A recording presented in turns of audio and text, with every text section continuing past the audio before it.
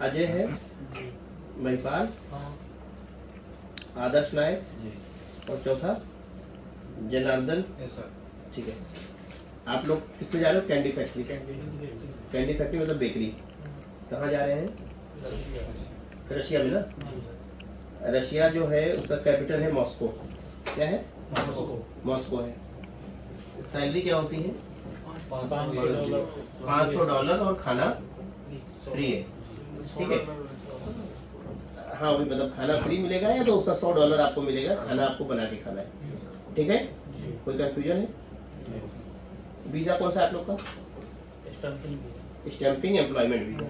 ये जो वीजा लगा है ना ये रशिया का स्टैंपिंग वीजा है, एम्प्लॉयमेंट।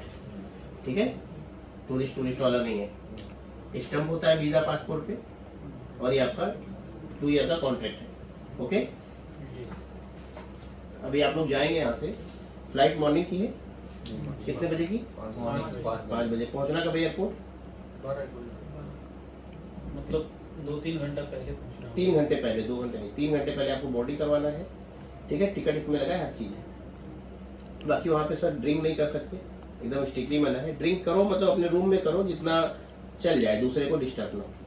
अगर करना है तो इसे ना करो तो अच्छी चीज़ है, कोई जरूरी थोड़ी पीना जरूरी है, अच्छी चीज़ थोड़ी है। बाकी ये आपका 2 साल का कॉन्ट्रैक्ट है। ओके, और 1 साल के बाद वीज़ा रिन्यूअल होता है। ठीक है, और वहाँ पे जाके आप लोग का लैंग्वेज टेस्ट होता है 1-1.5 महीने में। उसकी प्रिपरेशन कंपनी कराती है अपने खर्चे पे, और वहाँ पे जाके क्लियर करना होता है। ठीक है, अभी तक तो हमारे यहाँ कभी ऐसा कोई रिकॉर्ड नहीं रहा कोई लैंग्वेज टेस्ट में अब तक फेल हुआ है। बाकी तैयारी थोड़ा सा करेंगे तो कोई दिक्कत नहीं है। ओके, कंपनी करवाती है, तो आज तक जैसे कोई नहीं फेल हुआ, आप भी नहीं होने चाहिए। ठीक है, मैंने ड्यूटी कितने दिन करनी होगी सर? 26 दिन, 4 छुट्टी होती है, 26 दिन का ड्यूटी होता तो छुट्टी का पेमेंट मिलेगा? है। बिल्कुल, छुट्टी का पेमेंट क्यों नहीं मिलेगा? 30 दिन का पेमेंट है आपका ना। काम करोगे तो अलग से मिलेगा, नहीं करोगे तो उतना ही मिलेगा। कोई क्वेश्चन हो तो मुझसे पूछ लो, कोई दिक्कत नहीं है। सर वो जाफर इकबाल फोन किया था, ये कौन है? वो हम लोग के पहले जो 2 आदमी जफर इकबाल, हाँ जी। हाँ हाँ, कश्मीरी। वो कह रहे थे सर से पूछने के लिए, सर वो 30 दिन काम करवा रहे हैं, बोल रहे हैं उसमें भी आप सेंड करोगे तो पैसा कट जाएगा। ऐसा नहीं होता है, वो कोई कंफ्यूजन होगा उनको। 30 दिन काम, देखिए काम कहीं भी जाते हो जब और फैक्ट्री या उसमें, तो 30 दिन चलती है। 30 दिन काम करना है, आपका एग्रीमेंट 26 दिन का ही है, वो 4 दिन का आपको एडिशनल मिलेगा। ठीक है, तो मेरा बात हो गया था उसके लिए। जी सर, ये सैलरी कब शुरू होगा? मतलब काम सैलरी कल से पहुंचोगे, कल से शुरू। काम कल से ही करेगा ना फिर? आपका सैलरी कल से चालू है, काम परसों से करोगे, नर्सों करोगे, एक अलग बात। आप जब कंपनी पहुंच जाते हो उसके अगले दिन सुबह से आपका ड्यूटी चालू हो जाता है। मतलब उधर एक लेटर मिलेगा, वहाँ पे आपका अंगूठा साइन सेम होगा। जब आप कर देते हो तो आपका सैलरी चालू। मतलब मोटी मोटा आप मान लो कल पहुँचोगे, कल नहीं तो परसों से तो पक्का चालू है। अच्छा, छुट्टी ले तो उसकी सैलरी कटेगी? कोई मेडिकल वगैरह? क्यों छुट्टी लोगे? कोई मतलब तबीयत खराब हो जाएगी? तबीयत खराब होगी तो मेडिकल लीव, अगर जेन्युइन तबीयत खराब है तो नहीं कटती। बाकी होता है कि जरा से बात में लेट जा रहे हो तो कट, सीधी सी बात है, छुट्टी का पैसा तो कटेगा। हजे भी कटता है, मेरे यहाँ भी स्टाफ अगर 1 दिन 2 दिन चल रहता है तो नहीं काटते हम लोग भी। चलो ठीक है, बेवजह पता लगा वो 1 दिन नोटंकी करा तो काटेंगे ना, वो तो जेन्युइन है, कटेगा ही, कोई भी काटेगा। काम नहीं करोगे बिठा के सैलरी कोई नहीं देगा। और कुछ पूछ लो, कुछ पूछना है तो पूछ सकते हैं। सैलरी कौन सा डेट में मिलेगा? सैलरी का कुछ नहीं मैं बता सकता। सैलरी का हर कंपनी का अपना, किसी का 1 से 1 होता है, किसी का 10 से 10 होता है, किसी का 15 से 15 होता है। तो वो जो डेट होगा उसी के अकॉर्डिंग, वहाँ 1-2 लोग तो है नहीं, 100-200 होते हैं, तो 100-200 में जब उसी डेट पे सबका मिलेगा। हर कंपनी का अपना, जैसे मेरे यहाँ 10 तारीख KTI का जो हमारा है 10 से 10 का तारीख है, तो कोई एक को ज्वाइन होगा तो भी 10 से 10 ही मिलेगा, कभी भी आएगा 10 से 10, 11 को ही सैलरी मिलता है हमारे। कैश में मिलता है ना? वो कैसे देते हैं? अकाउंट से या कैश? वो अकाउंट भी रहता है, पहला 1-2 महीना कैश भी रहता है, कभी कभी नहीं खुल पाया तो 1-2 महीना कैश नहीं था अकाउंट। कोई भी कंपनी अकाउंट में देती है तो उसको फायदा होता है, खर्चे भी खाने होते हैं, अकाउंट में ही सैलरी देती है अक्सर कंपनी का। सैलरी मतलब बढ़ाए, मतलब 12 नहीं, जब तक ये कॉन्ट्रैक्ट तब तक नहीं बढ़ता, रेनुअल पे बढ़ती है सैलरी। कभी भी किसी भी कंपनी में जब कॉन्ट्रैक्ट रेनुअल होता है तब सैलरी बढ़ती है। 2 साल बाद? 2 साल पे, 1 साल पे, जब भी रेनुअल होता है रेनुअल पे ही सैलरी बढ़ती है, बीच बीच में सैलरी नहीं सर बढ़ती। बोले ना कि साल भर पर हाँ, नहीं रेनुअल 2 साल पे, 2 साल 2 साल का कॉन्ट्रैक्ट है ना। कॉन्ट्रैक्ट खत्म होगा तभी तो रेनुअल होगा, जब कॉन्ट्रैक्ट वैलिड में रेनुअल नहीं होता कोई चीज़, समझ गए ना। 2 साल का कॉन्ट्रैक्ट है, 2 साल के बाद ही रेनुअल होगा, समझे।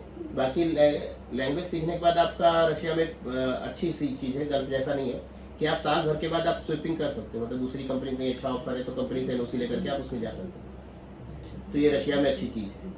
चेंज कर सकते चेंज हो, स्वीपिंग चेंजिंग आप मतलब चेंज कर सकते हो, बट उसके लिए लैंग्वेज सीख जाओगे तो आसानी से हो जाएगा, नहीं सीखोगे तो वही लो। और रशिया में स्वीपिंग आसानी से हो जाती है, उधर से एम्बेसी से जाकर के अप्रूवल करवा करके और कंपनी से एनओसी मिल जाती है, स्वीपिंग आप कर सकते हो, आपको बाउंड नहीं रह सकती। दुबई वगैरह में नहीं होता, दुबई में फाइन आ जाएगा आप ऐसा करोगे तो। रशिया में फाइन नहीं है, आप साल भर के बाद दूसरे कंपनी में जा सकते हैं अगर जा सकते हो।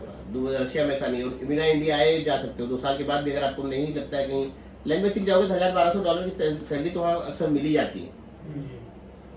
रसिया में कहीं भी अगर आप रशियन सीख गए, लैंग्वेज सीखे तो $1,000-1,200 की नौकरी कहीं भी आपको मिल जाए, किसी भी रेस्टोरेंट में, किसी भी दुकान पे आसानी से मिल जाती है। जो लोग गए होंगे वो बताते होंगे, आपने देखा होगा। रसियन आने का देर है समझने का, वो भी 100% नहीं, अगर 50% भी आप समझ गए ना बात करना, बेसिक चीजें, तो आप स्वीपिंग कर सकते हो। उसमें आपको फायदा भी रहेगा, मैं तो खुद कहता हूँ फायदा रहेगा। कहाँ $500, कहाँ $1,000-1,200 खाना फ्री, तो डबल ट्रिपल हो जाती है। तो मैं तो किसी का वही जबरदस्ती में नहीं, जो कानून गवर्नमेंट ने बनाया वो सोच समझ के बनाया होगा, लोगों के फायदे के लिए बनाया होगा, करो, आप कोई दिक्कत नहीं। जो भी करो लीगल वे में करो, इलीगल कुछ मत करो। आपको गवर्नमेंट ने सुविधा दी है, अच्छी बात है, आप उसका फायदा उठाओ, करो, बट अपना आगे का सोच समझ के करो। ऐसा नहीं गलत जगह शॉपिंग कर जाओ, इधर से भी जाओ उधर से भी जाओ। पहले देख लो उसका बैकग्राउंड क्या है, कंपनी कैसी है, सैलरी ऑफर कर रही है, आपका सर्वाइव कर पाओगे आप नहीं कर पाओगे वहाँ पे, काम वो आपके काम का है कि नहीं है। पता लगा हिंदू हो, गाय मीट बैड नहीं खाते हो, पता लगा गाय बीफ की कंपनी हो, पता लगा रोज सुबह गाय कटवाए, भागोगे। तो ये सब चीजें अपना देख के सोच समझ के स्वीपिंग करो, क्योंकि स्वीपिंग इस कंपनी में जब तक हो मेरी जिम्मेदारी है, स्वीपिंग के बाद मेरी जिम्मेदारी खत्म हो जाएगी, वो आपका पर्सनल डिसीजन है ना, समझ रहे हैं ना। तो ये सब चीजें सोच समझ के आप करिए, कानून बना है तो अच्छे के लिए, कानून से आप चलोगे तो कभी दिक्कत नहीं है, ठीक है। बाकी मेरी कोई हेल्प चाहिए होगी आप बता सकते हो, मैं जरूर करूँगा। बाकी जाते हो जैसे भी आपने बताया, उनका फोन मुझे भी आया था, हमने कंपनी बात किया, बोले नहीं वो कंफ्यूज है, शायद ट्रांसलेशन में प्रॉब्लम होगी, अभी सैलरी उनको नहीं मिली है, सैलरी मिलेगी जब तो, बोले सैलरी आने तो कम आएगी मुझे बताएंगे। कभी होता है लड़के 4 दिन का वो जोड़ के मिलेगा एक्स्ट्रा, वही चीज जो बोला, अगर 30 दिन कर रहे 4 दिन का नहीं मिलेगा तो हमें बताना, क्योंकि आपको ऑफर लेटर मिला, ऐसा तो है नहीं बिना ऑफर लेटर जा रहे हो तुक्का मार। जो ऑफर लेटर में है उसमें फर्क आ रहा था, तो हमें बताओ। सैलरी सर महीने में एक बार आएगा। हाँ महीने में एक ही बार समझे, दुनिया में आता है, वहाँ भी एक बार है। यानी रशिया में ऐसा है, किधर किधर एक हफ्ता या 15 दिन में एक बार। वो कॉन्ट्रैक्ट पीए वाले हैं, वो तजाकिस्तान उज्बेकी जो लोकल लोग आते हैं उनके लिए होता है, तो डे वाइज भी होते हैं, डेली वाले भी होते हैं। जैसे आप इंडिया में लोकल में मजदूरी करते हो, शाम को पैसा मिल जाता है ना, तो उनका वो लोकल एरिया है ना, आप लोग करते हैं ले लेते हैं। आप उस पर नहीं जा रहे हो, आप मंथली कॉन्ट्रैक्ट पे जा रहे हो, आपको तो मंथली देगी ना। उनके पीछे वीजा में पैसा थोड़ी खर्च किया, अपने गांव से आते हैं, उनको वीजा की जरूरत नहीं होती है, अपना आते हैं काम करते हैं लौट जाते हैं शाम को अपने घर पे। आप वीजा पे खर्च कर रही कंपनी, आपके $1,000 लगभग उसको खर्चा कर रही है, $1,000 में उनसे 1 महीना काम करा लेगी कंपनी। उनका 1 महीने का तनख्वाह वो तुम्हारे पेपर पे खर्च हो जा रहा है कंपनी का, समझे। तो इसीलिए मैं कह रहा हूँ कि रशिया में ऐसा नहीं है, उन लोग का अलग सिस्टम है, आपका अलग सिस्टम है, ठीक है। कभी इसमें कंफ्यूज मत होना, कंफ्यूज होना मुझसे पूछना, बताऊंगा। जैसे जफर इकबाल को बता रहे, वो भी कंफ्यूज ही थे, और मैंने बात किया कंपनी में, कंपनी ने मुझे राइटिंग में दिया, नहीं जो ऑफर लेटर है वही रहेगा। वो शायद क्या होता है कि लैंग्वेज बैरियर है आप लोग का रशिया में, तो समझाना कुछ और चाहते, समझ कुछ और जाते लड़के। कभी उसने भी ये नहीं बोला कि आपका ऐसा नहीं है, उन्होंने पूछा, उसने बोला कि नहीं आपका हम मॉस्को ऑफिस से कंफर्म करके बताएंगे, बराबर, ये मुझसे भी बोला उन्होंने। तो मॉस्को ऑफिस कोई भी सब यहाँ पे मैनेजर है, मैनेजर को अभी मैं जाऊँ पाकिस्तान से एम्प्लॉय ले आऊँ तो उसका क्या कानून है, मेरे मैनेजर को थोड़ी पता है किस रूल में मैं लाया हूँ, किस कंडीशन पे। वो तो यही बोलेगा भाई अब मुझे कंफ्यूजन है, जो यहाँ लोकल सैलरी मिलती है वो मुझे पता है, आपको किस कंडीशन पे लाए हैं वो मैं सर से पता करके बताऊँगा। उनको भी यही बोला गया है कि मॉस्को ऑफिस बताएगा क्या है, तो अभी आपका सैलरी आने दो ना, क्यों परेशान। मेरा बात हो गया, बोले नहीं सर जो ऑफर लेटर में वही रहेगा। वो मैनेजर को क्या पता कि इंडिया के लेबर्स किस कंडीशन पे आ रहे, पहली बार गए, अगर वो 30 दिन काम करें तो 30 दिन का सैलरी मिलेगा, 26 दिन करेंगे 26 दिन का मिलेगा, क्योंकि वहाँ पे जो पहले से काम कर रहे हैं उज्बेकी और ताजिक लोग, उन लोग का पर डे के हिसाब से, तो जिस दिन छुट्टी करेगा उस दिन उसका कटेगा। तो मैनेजर को तो यही पता है कि भाई जिसके जैसे सबका वैसे ये भी होंगे, तो मैनेजर का छोड़, अगर सैलरी आने आप लोग का ऑफर लेटर है, इसमें जो लिखा है उसके अकॉर्डिंग आपको मिलेगा, उनका भी ऐसे ही ऑफर लेटर है, ठीक है। तो कभी भी पहले से अपना डिसीजन मत लो, पहले जो बताया ये चीज़ कब चेक की हो सकती है जब आपकी सैलरी आएगी, सैलरी में कम रहेगा बताओ मुझसे, मैं बात करूँगा कंपनी, ऐसा थोड़ी बेचते नहीं हम लोग भी। कंपनी से प्रॉपर जो आपका ऑफर लेटर है सेम एग्रीमेंट हमें मिला होता है, और कंपनी $150 के लिए सब हरकतें नहीं करती, कोई भी कंपनी सब काम नहीं करती, उसको और भी आदमी चाहिए, सब कुछ चाहिए, और लेबर लॉ है, कानून है, एम्बेसी है, उनको पता है, कॉल कर देगा एम्बेसी में तो दिक्कत होगा हमको, उसका वीजा कोटा रुक जाएगा, आगे से इंडिया नहीं ले जा पाएगा, बहुत चीज़ें होती है, गवर्नमेंट बैन कर देती है ना कि पहले इसका क्लियर करो फिर अगला लड़का लेकर जाओ, उनको भी कोटा लेना पड़ता है, दिखाना पड़ता है हमें इतना लेबर का जरूरत है, इंडियन एम्बेसी को लेटर लिखते हैं, वहाँ से जांच होता है, प्रोसेस ऐसे थोड़ी कि उन्होंने बोला हमें लड़का चाहिए हमने उठा के भेज दिया। ये जो वीजा स्टैम्प हो गया रशियन एम्बेसी से आएगा, जो रशियन लोग होते हैं उनका सिस्टम होता है, ऐसे नहीं होता, प्रॉपर कोटा होता है, काम दिखाना पड़ता है, तो लीगल वे में आप जा रहे हो, कोई लीगल नहीं जा रहे। जो लोग जाते हैं स्टूडेंट वगैरह काफ़ी यूट्यूब पे दिखाते हैं ना कि आ जाओ यहाँ पे ये हो जाएगा वो हो जाएगा ऐसा हो जाएगा, होता है ना यूट्यूब पे आ जाओ, वो सब 80% फ्रॉड होता है उसमें। वो तो फेक वीडियो बनाते वो हैं। टूरिस्ट वीजा पे बुला लेगा, उधर जाके तुमको लगा देगा, कहीं 1 महीना काम करोगे, ओवर स्टे होगा, भागोगे, फंसोगे, जेल जाओगे। वो नहीं है, ये एम्प्लॉयमेंट वीज़ा है, ये प्रॉपर मतलब इमिग्रेशन से अप्रूव्ड होकर के उसके बाद एम्बेसी से स्टैम्प होकर आपके पासपोर्ट में प्रॉपर आया हुआ है। आप अभी एयरपोर्ट पे जाओ, बोलो हम काम करने जा रहे हैं, कोई टेंशन नहीं, सीधे बोलो काम करने जा रहे हैं। उसमें क्या होता है, नहीं पढ़ाई करने जा रहे हैं, हम घूमने जा रहे हैं, ऐसे बोल के जाना पड़ता है, क्योंकि टूरिस्ट वीजा होता है वो। ये रेनुअल होके 1 ईयर ये प्रॉपर ये तुम्हारा रेनुअल क्या जरूरत है, तो ऑलरेडी 1 एंट्री ईयर का लगता ना सर, बाद में उधर एयरपोर्ट में, एयरपोर्ट पे कोई वीजा नहीं लगता, उधर रशियन में माइग्रेशन मेडिकल के बाद लगेगा ना, स्टैम्प होगा। ये आपका वर्क परमिट है। ओह नहीं, कुछ लोग इसमें क्वेश्चन करते हैं मुझसे कि सर ये जो लिखा है इसमें 3 मंथ लिखा है। हाँ, yes, sir. 84 हाँ, कई लोग मुझसे क्वेश्चन करते हैं सर इसमें 3 मंथ लिखा है। हाँ, ये 3 मंथ आपका वहाँ रहने का नहीं होता, ये 3 मंथ के अंदर आपको एंट्री करना है, अच्छा। ये इसका एंट्री वैलिडिटी है, ये इस पेपर का वैलिडिटी जो इस पे स्टैम्प हुआ है। आपका जब वहाँ मेडिकल होगा सब कुछ होगा तब आपका परमिट लगेगा वहाँ पे। इस पे जो पेपर से भी आप दुबई का वीजा होता है उस पे लिखा होता है वैलिडिटी 2 मंथ। 1 जनवरी को आया तो 1 मार्च को खत्म हो जाएगा, तो इसका मतलब ये थोड़ी कि वहाँ 1 मार्च को खत्म हो जाएगा, वो उसका घुसने का टाइम है। मतलब वो जो 1 जनवरी को आ गया, मगर 1 मार्च को 12 बजे से पहले आपको इमिग्रेशन काउंटर क्रॉस करना है। तो ये पीरियड में इस पीरियड के अंदर आपको इमिग्रेशन काउंटर क्रॉस करना है, वरना आपका वीजा अनवैलिड माना जाएगा, बात खत्म। वो वीजा का जो एक्चुअल वैलिडिटी है 2 ईयर है, बट वो कब 2 ईयर अप्लीकेबल होगा, जब आप इमिग्रेशन काउंटर क्रॉस कर जाओगे उस तारीख तक, वरना वो पेपर का एंट्री वैलिडिटी खत्म हो गया, आपका काम खत्म। वो भले 2 साल का है, मगर वो 2 ही महीने पे इसका काम खत्म, फिर वो रेनुअल में जाएगा। 500 दिरहम पड़ता है, फिर वो रेनुअल होता है, बट वो एक्सपायरी डेट से पहले रेनुअल होता है, प्रोसेस होता है। तो ये लोग कंफ्यूज होते हैं, सर इसमें तो 2 ही महीना लिखा है, उस 2 महीना से उसका कोई लेना देना नहीं है, वो 2 महीना आपका एंट्री करने का टाइम है। समझ आए? जी। कई लड़के इसमें कंफ्यूज होते हैं, सर उस पर तो 2 ही महीना लिखा था। तो मैं भी आप दुबई में जाओ, सऊदी में जाओ, कतर में जाओ, कहीं भी जाओ, वर्क परमिट सब वीजा पे 2 ही महीना लिखा होता है अक्सर, कोई 3, कोई पे 2, कोई 1 ही महीना होता है। तो उस डेट से और आपकी परमिट से कोई लेना देना नहीं होता, वो आपका एंट्री ड्यूरेशन होता है। आपका उल्टा काउंटिंग शुरू हो गया आज से 60 दिन, 60 दिन के अंदर आपको इमिग्रेशन क्रॉस करना है, वरना ये जो स्टिकर चिपका है ये अनवैलिड हो गया। समझे? ये आपका परमिट नहीं है। समझ गए? कंफ्यूजन अभी है? नहीं है ना? बहुत लड़के इसमें कंफ्यूज होते हैं, मैं भी कंफ्यूज था इसमें। मैं जानता हूँ बहुत लड़के कंफ्यूज, तो उसमें 2 ही महीना, 2 महीना वो नहीं होता। समझे? ठीक टूरिस्ट वीजा निकलता है, 1 महीना उसकी वैलिडिटी होती है दुबई का। हमें 1 तारीख को निकला, 30 तारीख को एक्सपायर होगा, तो वो अगर हम 30 तारीख को 12 बजे तक इमिग्रेशन काउंटर क्रॉस कर जाएंगे ना, तो वैसे तो उसमें क्या लिखा है 1 जनवरी से 30 जनवरी, बट अगर हम नहीं जाते, निकलवा के बैठे घूम रहे टहल रहे, आखिरी में जाते हैं हम 30 तारीख को, सुबह की फ्लाइट पकड़ते हैं, 9-10 बजे तक दुबई में घुस गए, तो पेपर के हिसाब से तो उस दिन खत्म हो जाना चाहिए, मुझे वापस कर देना चाहिए। मगर नहीं, हम 30 तारीख को 12 बजे से पहले घुस गए, तो घुसने के टाइम से मेरा फिर 30 दिन उल्टा चालू होगा, फिर मैं 1 फरवरी इससे पहले मुझे वापस आना होगा। समझ गए ना? जी। कंफ्यूजन है कोई? और वो 30 दिन मतलब काम 30 दिन करना है तो 4 दिन एक्स्ट्रा ड्यूटी मिलेगी? 2 बार तो बता चुका। नहीं पूछ रहा। ये 26 दिन आपका वर्किंग आवर ड्यूटी डे है, 4 दिन आपका हॉलीडे है। अगर वो 4 दिन काम करोगे तो क्या एडिशनल मिलेगा आपको, नहीं करोगे तो 26 दिन का जो सैलरी है वो मिलेगा आपको। इस पर क्या लिखा है?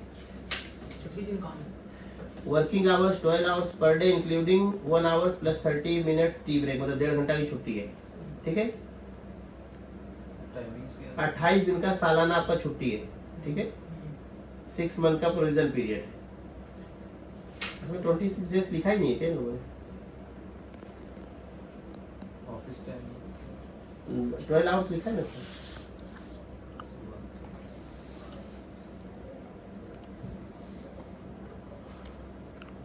रिटर्न टिकट 2 साल कंप्लीट होने पे। ठीक है? ओके? 1 ईयर।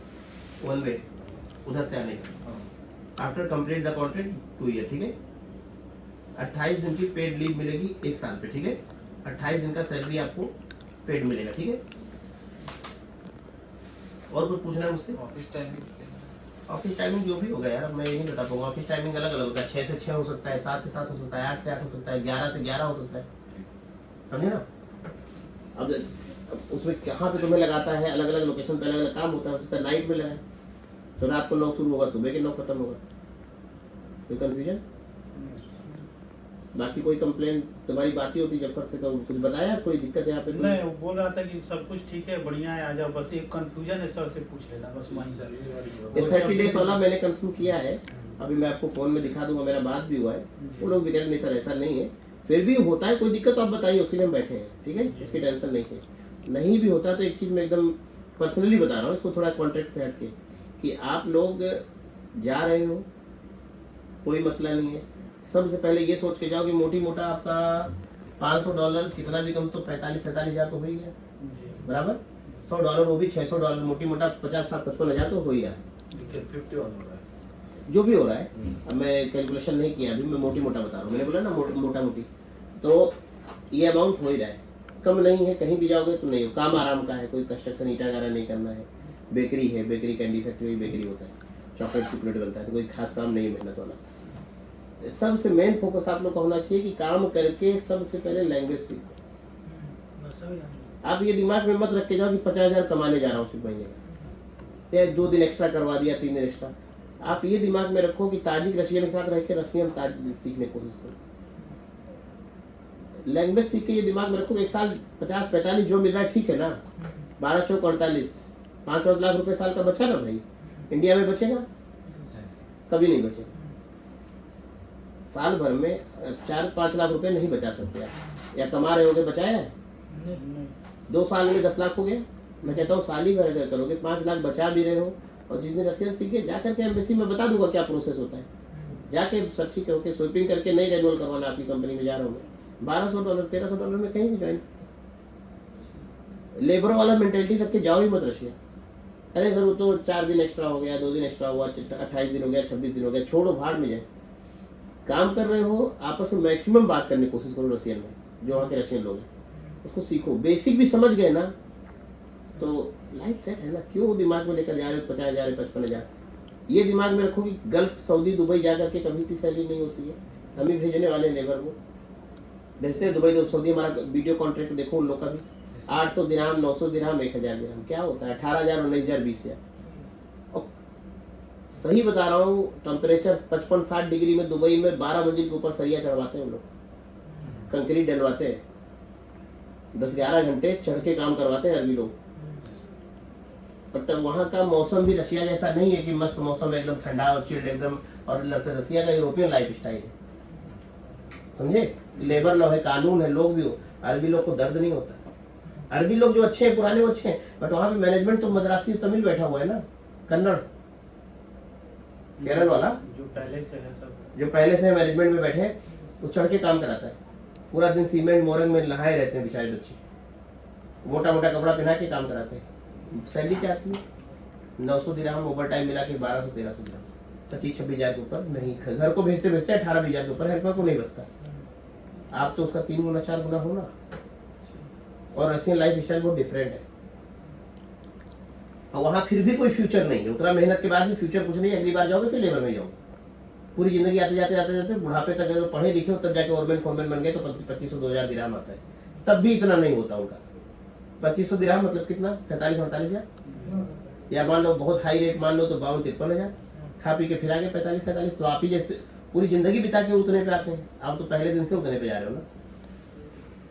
तो ये दिमाग में रख के जाओ, 1 दिन 2 दिन 4 दिन का कोई मतलब नहीं। बाकी आप जैसे बात होता है आपका तो आपको बता ही दिया, कोई दिक्कत नहीं, कोई प्रॉब्लम नहीं, कोई टेंशन नहीं है, काम अच्छा है। हम लोग कोशिश करते हैं कि हमारे यहाँ अच्छा काम है।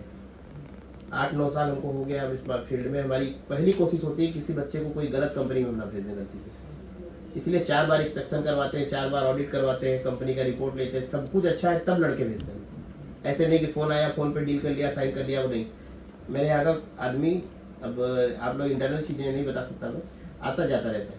अभी 4 दिन पहले भी रशिया होके आया हमारा आदमी। तो किसी भी कंपनी का ऐसे काम हम नहीं उठाते जब तक उस कंपनी में जाके ढूंढ के हर चीज़ ना मिल के ना आ जाए, खाना क्या रहना, ऐसे काम नहीं करते। तो किसी कंपनी में आज तक दिक्कत नहीं हुआ है। हाँ, पहली बार है ये, थोड़ा लड़ाई भिड़ाई में वो लेबर वाला जो हमारा काम था, एक कभी नंबर चल रहा था ना अलबुगा का, जी कंस्ट्रक्शन लेबर वाला, जो जनरल लेबर का, उसका इन्विटेशन लेट हो गया। आप लोग का तो टाइम से आ गया, आप लोग का 2 महीना 100-2 महीना पे लगभग आ गया। वही एक है कि जिसमें थोड़ा सा खिंच गया, 2.5 महीना लगभग हो गया, क्योंकि वो कानून जाने लगे, लड़ाई झगड़े में सब हो गया, 20-25 दिन सब प्रोसेस बंद हो गया। आप लोग का जब स्टार्ट हुआ था तो कोई लड़ाई झगड़ा था नहीं, आप लोग का आके फ्लाइट भी गया, इस बीच में भी काफी फ्लाइट गया हमारा, जैसे आप बता रहे हो, लोग का उनका वीडियो नहीं डाला हम लोगों ने, क्योंकि हर वीडियो नहीं डालते, कुछ डालते कुछ नहीं डालते। नहीं, जापानी कॉल का वीडियो है, उसके बीच, उसके बाद भी हमारी फ्लाइटें गई, 2 आदमी का वीडियो। उसके बाद भी फ्लाइट गई, फार्मर की गई, फार्मर भी गए ना हमारे, मगर नहीं, हम लोग हर किसी का जैसे 10 में 1-2 डाल लेते हैं बस। तो इसीलिए बोल रहे हैं, थोड़ा सा वही एक प्रोजेक्ट डिले हुआ हमारा, बाकी हमारा लगभग टाइमली आ ही जाता है 2-2.5 महीने में। तो कोई बात नहीं, आप लोग जाइए। बाकी और कोई क्वेश्चन है मुझसे? फिर उधर जो खाने का उधर बना के लेके जाना पड़ेगा, फिर कंपनी प्रोवाइड करता है जो वो सब बता देगा, उसका दोस्त वहाँ रहता है। नहीं, वो मेरे से भी बात करता है। तो क्या बताया? वो बोलता है कि उधर क्या मीठा वीठा ऐसे खाने तो खा नहीं पाओगे, तो बना के लेके जाना पड़ेगा। वो देखो, आपको पैसा दे रही है कंपनी, आप इसको बना के लेकर जाओ, या मीठा खा, वहाँ कैंडी फैक्ट्री वहाँ से आप लेकर भी खा सकते हो, वो लोग मना नहीं करते। तो आपकी मर्जी, बेकरी है, खाने पीने का इतना दिक्कत नहीं वहाँ पे। बोलता है वो कितना मीठा रोज रोज खाओगे। हाँ, वो उसका पैसा नहीं पड़ता, वो फ्री है। वो फ्री है, आप जो लेना है कंपनी से लेके खा सकते आप वहाँ जो बनता है बेकरी में, वो जो आइटम है आप लेके खा सकते हो, कोई रोकता नहीं है। मगर एक होता है ना, हलवाई की दुकान का हलवाई ज्यादा मिठाई नहीं खाता, हो। जी जो जाता है उसको अच्छा लगता है, ये गोलगप्पे, ये काला जाम है, ये छेना है, ये बर्फी है, काजू कतरी है, ले लेगा 100 के मारे, 1000 रुपए किलो भी ले लेगा, 2000 की। बट जो उसमें काम करता है उसको इंटरेस्ट नहीं होता, वो बनाते बनाते उसका दिल भर जाता है। तो बेकरी है, काफी महंगे आइटम होते हैं रशियन बेकरी के, मगर अब वो खाने वाले का 1-2 दिन अच्छा लगता है, फिर आदत पड़ जाती है, उसको अच्छा लगता है। तो ये खाने पीने की आपका पर्सनल चीज है, ये $100 है भी, उसके बाद भी आप बेकरी से जो भी आइटम है खा सकते हो, कोई रोक टोक नहीं है, उसका कोई चार्ज नहीं करती है। ठीक है, और कोई क्वेश्चन है मुझसे? माइग्रेशन कार्ड मिलता है सर है? Russian airport, migration card. ये क्या होता है? माइग्रेशन कार्ड भी सर, इसको मिलता है उस रशियन एम्बेसी क्लियरेंस करते हैं, इमिग्रेशन वाले देते हैं सर, एक कार्ड, स्टे कार्ड। किसने बोला? रजिस्ट्रेशन भी करवाना। किससे सुना? नहीं देगा सर ऐसे ही। किधर देख? यूट्यूब में YouTube में बहुत कुछ होता नॉलेज। है। YouTube में तो अभी इंडिया, पाकिस्तान ने इंडिया पे कब्जा कर लिया था, इंडिया ने कराची पूरा कब्जा कर लिया था। YouTube छोड़ो ना सर, YouTube पे बहुत कुछ होता है, और रजिस्ट्रेशन भी करवाना बोल के, एकोमोडेशन। करवा लेना, मुझे क्या पता कहाँ होता है, मैंने नहीं सुना है। अगर आपका कहीं होता हो तो आप करवा के जाइए, मुझे नहीं पता, मुझे नहीं लगता ऐसा कोई पेपर की जरूरत पड़ती है। माइग्रेशन का तो मैंने सुना, लेकिन रिपोर्ट देते हैं, इमिग्रेशन का रिपोर्ट देते हैं इमिग्रेशन गल्फ में होता क्लियर होने के बाद। है, गल्फ में होता है। को डॉक्यूमेंट लेके जाना रशिया में नहीं है। है सर? रशिया में अगर जरूरत होती है तो ये एयरपोर्ट पे रोक लेते हैं। है सर? हाँ। को डॉक्यूमेंट लेके नहीं जाना, वैसे कि कोई आधार कार्ड, यही डॉक्यूमेंट है सर, टिकट हो गया, वीजा हो गया, और क्या डॉक्यूमेंट लेकर जाओगे बताइए? कोई आधार कार्ड, पैन कार्ड चाहिए। आधार कार्ड पे कोई लेना नहीं, पासपोर्ट का है ना। मैं तो सर इंटरनेशनल जर्नी में आपका पासपोर्ट मेन होता है। और कभी भी यूट्यूब अच्छी चीज है, बट उसमें आपको पता होना चाहिए कि हम देख क्या रहे हैं। वहाँ पे मूर्ख लोग भी ज्ञानी हो जाते हैं। यूट्यूब पे फ्रॉड नहीं होता, अच्छे अच्छे घर बर्बाद करके बैठे अपना अपना। मैं तो आप ही का वीडियो देख के आया, मैं अपने वाइफ से बोला कि मेरे को इस आदमी से मिलना है, मुझे विश्वास है कि मैं इस आदमी से मिलूंगा तो मेरा काम हो जाएगा। छोड़िए, वो अलग बात है। किसी इंसान या किसी से कुछ नहीं होता, चेहरे अच्छे भी होते हैं मगर खराब होते हैं। जी। कहीं भी आए, कितना भी अच्छा कोई बोल रहा है, कितना भी प्यारा समझा रहा है, पहले उसका बैकग्राउंड वेरिफिकेशन करो। यहाँ पे आए, मिनिस्ट्री का बोर्ड लगा हुआ है ना, गवर्नमेंट ऑफ इंडिया लिखा हुआ है ना, विदेश मंत्रालय, हर चीज है, प्रॉपर है। पीछे भी प्रीवियस रिकॉर्ड चेक करना चाहिए, 9 साल हो गया। उसके बाद भी आप एम्बेसी से भी क्रॉस चेक करवा सकते, इमिग्रेट की वेबसाइट पे जाकर केटीआई इमिग्रेशन चेक कर सकते हो। ठीक है, अभी 1000 का भी अप्रूव हो जाएगा अगले महीने। तो ये सब चीजें चेक करना चाहिए। बोल क्या रहा है उसको छोड़ो, उसकी तह तक जाओ, चेक करो, फिर डिसीजन लो, समझे? तो जो आपने बोला वो चीजें गल्फ में होती है। जब दुबई की हमारी फ्लाइट जाती है तो इंश्योरेंस, इमिग्रेशन पेपर, सब चीज होता है उसमें। पॉलिसी होती है, इंश्योरेंस होता है, जिसको insurance policy, immigration paper, visa, ticket, सब चीज होता है। बट रशिया नॉन इमाइग्रेट कंट्री है, रशिया इमिग्रेशन फ्री कंट्री है इंडिया से, यहाँ पे जरूरत नहीं है। रशिया, तजाकिस्तान, रशिया और सेंट्रल एशिया पूरा इंडिया से जाने के लिए इमिग्रेशन फ्री है। यहाँ पे आपको ECNR पासपोर्ट हो या ICR हो, आपको इमिग्रेशन कराने की जरूरत नहीं है। आपका वीजा स्टैंप है, आप जा सकते हो, समझे? ये इमिग्रेशन फ्री कंट्री है, यहाँ पे इमिग्रेशन नहीं होता है। मैं प्रवासी राष्ट्रीय जीवन बीमा वाला जो पॉलिसी होता है वो भी जरूरत नहीं है, वो दुबई में होता है। आप करवाना चाहो आप इमिग्रेशन का पेमेंट एक्स्ट्रा करो, करवा लो, अपना पॉलिसी बनवा लो, कुछ भी कर लो, वो आपका पर्सनल खर्चा है, आप करवाइए। हमने आपसे वो कॉस्ट ली नहीं, इसीलिए हमें कोई मतलब नहीं। अगर आप चाहो प्रवासी राष्ट्रीय इंश्योरेंस लो, आप इमिग्रेशन की फीस भरो, बट वो करेगा नहीं एम्बेसी, तो इस टाइम उसकी जरूरत होती है तो एम्बेसी खुद ही कहती है कि वो भी दो। दुबई में मैंडेटरी है, दुबई में अगर इमिग्रेशन पेपर नहीं लगाए तो फ्लाइट रोक देंगे। वही शायद कतर में भी है वो। पूरे गल्फ में, दुबई, सऊदी, कतर को कि इमिग्रेशन कंट्री, इमाइग्रेंट कंट्री, उनमें इमिग्रेशन पेपर मैंडेटरी है। उसमें भी अगर ECNR पासपोर्ट है, जैसे कि अभी इसमें कुछ लोग का ECNR है, जैसे ये पासपोर्ट है, ये ECR पासपोर्ट, इसमें लिखा है इमिग्रेशन चेक रिक्वायर्ड, इसमें इमिग्रेशन पेपर चाहिए अगर ये गल्फ जाएंगे तो। बाकी करने को आप कर सकते हो, पर्सनल आपका डिसीजन है, बट एम्बेसी इसको मैंडेटरी नहीं, जैसे ये इसमें नहीं लिखा है ECNR पासपोर्ट है।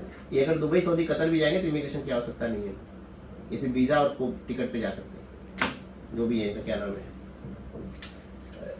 मिस्टर अजय कुमार, आपने बनवाते समय 12th का या 10th का मार्कशीट लगाया होगा, ग्रेजुएशन का, इसीलिए आपका ECNR पासपोर्ट है। ये जो है आदर्श नायक, आप इससे क्लियर पता लगता है कि आप 10th पास नहीं है। अगर 10th पास होते, सर्टिफिकेट लगा होता है, डायरेक्ट ECNR होता है, इमिग्रेशन की आवश्यकता नहीं है, आप डायरेक्ट जा सकते हो विदाउट इमिग्रेशन पेपर। क्लियर हो गया? ये एडिशनल जानकारी आपके एग्रीमेंट से जुड़ी नहीं है, आपने पूछा, मैं इसलिए बता रहा हूँ। अगर इमिग्रेशन पास ECNR पासपोर्ट मतलब ECNR immigration check not required, ECR immigration check required, ECR, तो एक नॉन आपका ECR है, इमिग्रेशन चेक रिक्वायर्ड, इस पे लिखा रहता है, इस पे नहीं लिखा ना कुछ, इसका मतलब ये ECNR पासपोर्ट है, इसमें कोई आवश्यकता नहीं इमिग्रेशन की। और ECR पे लिखा हो ये सॉरी किसका है, ये देखो, इस पे लिखा हो इमिग्रेशन चेक रिक्वायर्ड ECR, तो इसमें इमिग्रेशन सर्टिफिकेट चाहिए, इसमें कुछ नहीं लिखा मतलब ECNR immigration check not required, ECNR। Clear हो गया? ये चीजें होती है, बट ये गल्फ में अप्लाई होता है, रशिया में नहीं जरूरत है। रशिया, सेंट्रल एशिया जैसे तजाकिस्तान, उज्बेकिस्तान, कजाकिस्तान, रशिया जो मॉस्को है, इन सब कंट्री में जरूरत नहीं होता है। इसमें वीजा और टिकट है, इमिग्रेशन ऑफिसर आपको छोड़ देगा। अगर कोई पेपर में कमी होती है ना, तो हाँ इमिग्रेशन ऑफिसर होता है एयरपोर्ट पे, वो आपको पकड़ लेगा। ऐसा नहीं है कि मैं तुम्हें जो दे रहा हूँ इसी पे तुम क्रॉस कर जाओगे, ऐसा नहीं। अभी आप जाओगे, बोर्डिंग होगा, चेक इन होगा, उसके बाद इमिग्रेशन काउंटर पे जाओगे आप। हर इंटरनेशनल फ्लाइट पे इमिग्रेशन जाना होता है, भले आप नेपाल ही क्यों ना जा रहे हो। नेपाल में वीजा की आवश्यकता नहीं, मगर अगर आप बाई फ्लाइट जाओगे तो इमिग्रेशन काउंटर जाना पड़ेगा। वो पूछ भी सकता है क्यों जा रहे हो, कैसे जा रहे हो, क्या जा रहे हो। तो अगर इसमें कोई कमी होगी ना, कोई पेपर मैंने नहीं लगाया होगा या कोई पेपर जरूरी होता होगा मैंने छोड़ दिया होगा, तो इमिग्रेशन ऑफिसर तुरंत तुमको रोक लेगा। किस एजेंसी जा रहे हो, क्यों जा रहे हो, कैसे जा रहे हो, कमी है, सीधे फोन करेगा एजेंसी, मेरा नंबर लेके, आपने ये पेपर क्यों नहीं दिया, समझे। फिर आप गवर्नमेंट रजिस्टर्ड एजेंसी जा रहे हो, ये सब झोल छाल वाला काम नहीं होता। आपका बैरिड है, आप बता सकते हो मैं काम करने जा रहा हूँ, ठीक है, ऐसा कोई दिक्कत नहीं। ओके, और कुछ जानना है आप लोग को? मेरे ख्याल से बहुत लंबा हो गया है, कुछ समझना है? कैश लेके जाना सर, कैश लेकर जाओगे तो अच्छी बात है ना, रूबल USD लेकर जाओ चाहे रूबल लेकर जाओ, दोनों चलता है। सर ये एक्सचेंज कहाँ हुआ है यहाँ पे, या वहीं पे कराना पड़ेगा एक्सचेंज? 7-7 हज़ार रुपये आपको बोला गया था लाने को ना, नहीं बोला? ना, आपको एक चीज यहाँ पे 7,000 रुपये आप पेड करके जाओगे तो आपको वहाँ 7,000 का रूबल मिल जाएगा, ये बोलना था, बताया नहीं क्या आपको? नहीं, तो आप लोग एक काम करो, 7 करके आप यहाँ से रिसिप्ट ले लो। आप जब एयरपोर्ट पे उतरोगे 7-7 हज़ार रूबल आपको मिल जाएगा, मतलब जो भी 7,000 का ऑनलाइन फेयर होगा, अभी गूगल पे डालो 7,000 INR टू रूबल, वो आपको वहाँ मिल जाएगा। ये सबको पिछली बार भी हुआ था, बताया नहीं मैडम ने क्या? ये हम लोग करके भेजते हैं इसको, मुझे पता है वहाँ जाके फिर दिक्कत होती है। 2 दिन भी एडवांस नहीं मिला तो आप भूखे नंगे घूमते रहोगे, पानी भी नहीं मिलेगा। तो इसीलिए ये चीज़ किया था हम लोगों ने, उसका 1 रुपये भी एडिशनल हम लोग नहीं लेते हैं कमीशन। जैसे आप कहीं भी जब कन्वर्ट कराओगे भी एयरपोर्ट पे कहीं भी रुके तो आपको पैसा कटेगा अच्छा खासा। 7,000 दोगे तो 62-63 के ऊपर आपको नहीं मिलेगा। यहाँ पे 7,000 मतलब ऑनलाइन जो भी रेट होगा उतना ही आपको वहाँ मिलेगा। ये उनके साथ भी हम लोगों ने भी जो गए अपने आर्मी गर्मी सबका हुआ था। इसमें आप ही लोग का वो पैसा आप ही का, हमें नहीं चाहिए। इसीलिए हम लोगों ने किया था। अभी एयरपोर्ट भी बंद कर दिया काफ़ी, क्योंकि वो कन्वर्ट नहीं करते। उसमें आपका नुकसान भी 800-900 कम हो जाएगा। यहाँ पे पूरा आपको वहाँ पे मिल जाएगा। एयरपोर्ट पर उतरोगे वो मिल जाएगा। यहाँ से आपको KPI का साइन करके रिसिप्ट बना के देंगे, ठीक है। पैसा एक्सचेंज में आपको कहीं एक्सचेंज नहीं करना है। आप एयरपोर्ट पर उतरोगे, जो पिकअप करने आएगा वही देगा, ड्राइवर ही आपको दे देगा। हम यहाँ ले लेंगे, कंपनी को इन्फॉर्म कर देंगे हमने इतना पेमेंट ले लिया, आपको उतना हम यहाँ से ऑनलाइन वो कर देंगे कंपनी को। आपको जैसे उतरोगे 7-7 हज़ार रुपये आपको मिल जाएगा। जो भी अभी आप गूगल करो उसमें जो रेट दिखाएगा उतना आपको मिल जाएगा, उसमें कोई कमीशन नहीं कटना है, 1 आपका। तो आप लोग ये करवा लो। बाकी मैं एक बार अभी कॉन्ट्रैक्ट के बाद मैं आपके सामने बात कर लेता हूँ कंपनी, ठीक है? ठीक है सर। और कुछ पूछना है आप लोग को? इमिग्रेशन क्वेश्चंस क्या पूछते Sorry? हैं ऑफर लेटर में? इमिग्रेशन क्वेश्चंस कोई क्वेश्चन नहीं होते। इमिग्रेशन के क्वेश्चन करेगा, आपको पेपर चेक करेगा, दे देगा, उसमें कोई क्वेश्चन करता है नहीं। इमिग्रेशन की कुछ कहाँ जा रहे हो, बात खत्म, सर्टिफिकेट कुछ नहीं पूछता इमिग्रेशन। वो पेपर चेक कर लेता है, उसको पता है जेन्युइन है, छोड़ देता है। बोलते हैं कहाँ जा रहे हो, कौन सा कंपनी में जा रहे हो, जगह का नाम कंपनी जा रहे हो, ये लेटर ऑफर लेटर है, खत्म हो गया। तो आपके पास रहेगा ना, दे सकते हो। पूछेगा तो बता देना रशिया जा रहा हूँ, काम करने जा रहा हूँ, बस कर दूँ बात। वो सब कुछ ऑलरेडी एम्बेसी पे रिकॉर्ड है, एम्बेसी ने स्टैम्प करके दिया इसको, हमने थोड़ी स्टैम्प ये किया। है ना सर, सरकारी पार्टनर बन के। मुझे नहीं पता, मुझे रशियन नहीं आता। जो भी आपके पास ही है ना, हम थोड़ी ले रहे हैं, अभी स्कैन करके इसको दे देंगे, ओरिजिनल आपके पास रहेगा, ठीक है? ओके, और कुछ पूछना है? कि वो बोल रहा था कि वो जबर बोल रहा था कि कौन सा कंपनी है, वो पूछेंगे किधर कौन सा जगह है। हाँ, तो ये सब लिखा हुआ है ना, इस पे सब कुछ लिखा हुआ है, कंपनी का नंबर, फोन नंबर सब तो लिखा हुआ है, एड्रेस पूरा है। पूरा तो लिखा हुआ है, एड्रेस, फोन नंबर सब कुछ लिखा हुआ है। वो भी सबसे पूछते नहीं है। पहली बात, आपका स्टैंपिंग वीजा एम्प्लॉयमेंट है, कोई क्वेश्चन आंसर नहीं, नहीं भी बता पाओगे तब भी छोड़ देंगे, जी। ठीक है? ऐसा कुछ नहीं होता। लेबर जाते